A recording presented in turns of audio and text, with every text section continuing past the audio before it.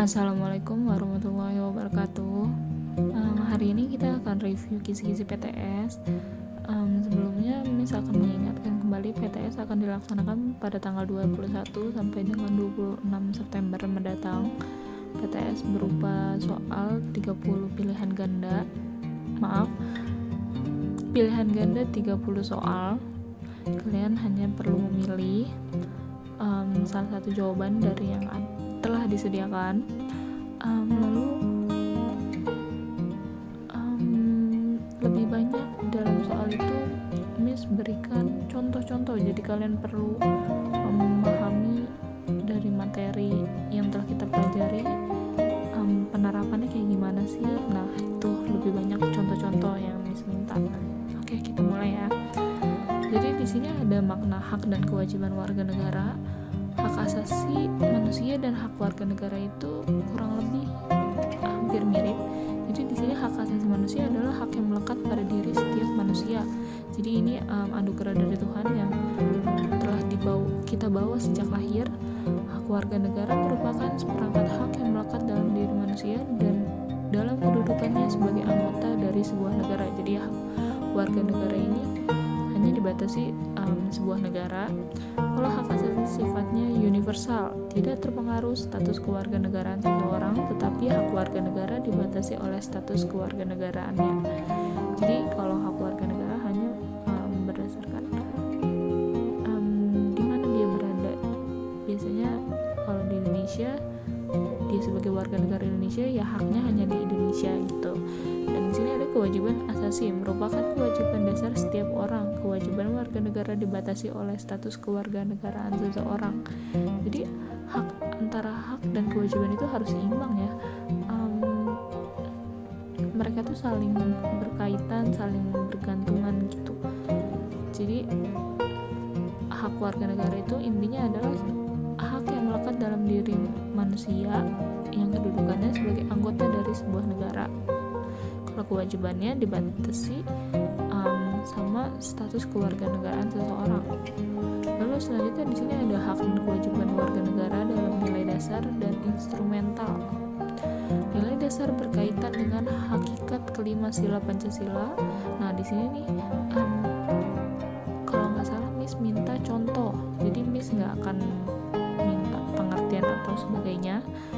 Miss akan meminta contoh dari masing-masing sila.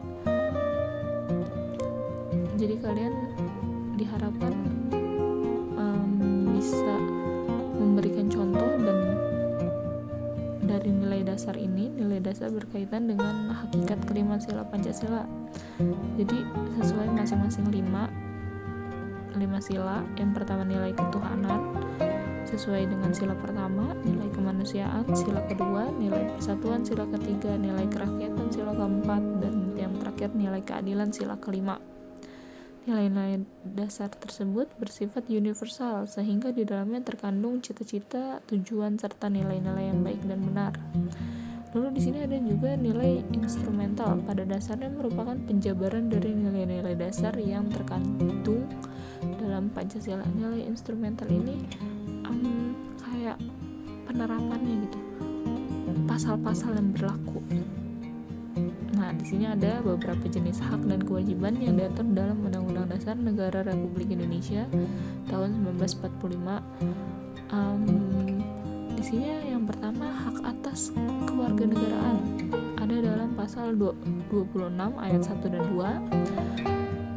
Ini kalian bisa pelajari beserta apa isi dari pasal masing-masing ini, karena mungkin aja salah satu dari jenis hak dan kewajiban ini akan masuk ke dalam soal.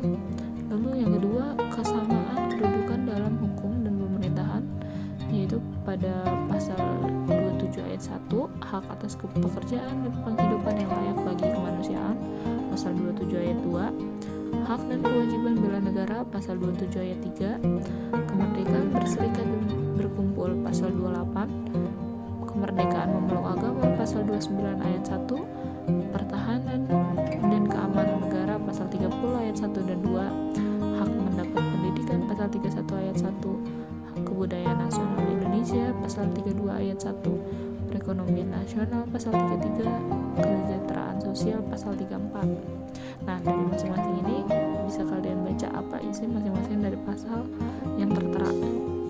Lalu di sini ada juga faktor penyebab terjadinya pelanggaran hak dan pengingkaran kewajiban. Di sini tidak dibedakan antara faktor internal atau eksternal.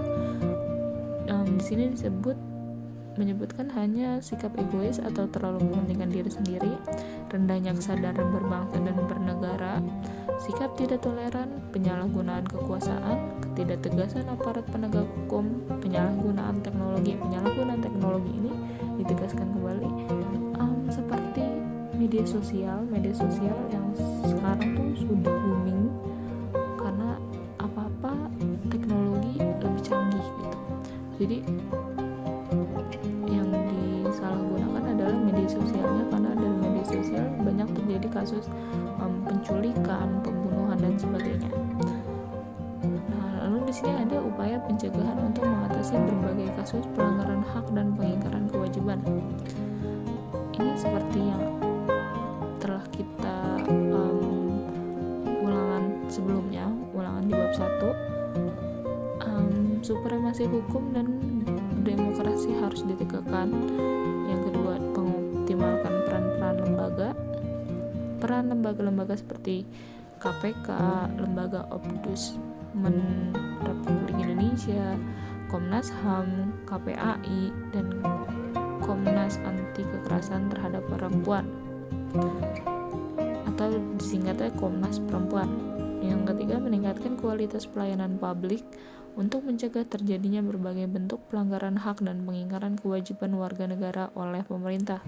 Yang keempat, meningkatkan pengawasan dari masyarakat dan lembaga-lembaga politik. Yang kelima, meningkatkan profesionalisme lembaga keamanan dan pertahanan negara. Lalu selanjutnya di sini ada perlindungan hukum.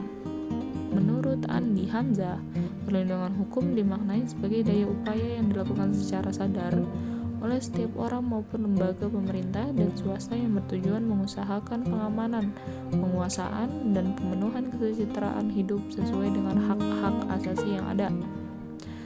Nah, jadi di sini ada juga dari teori utilitas dikemukakan oleh Jeremy Bentham bahwa tujuan hukum adalah untuk kemanfaatan dan kebahagiaan.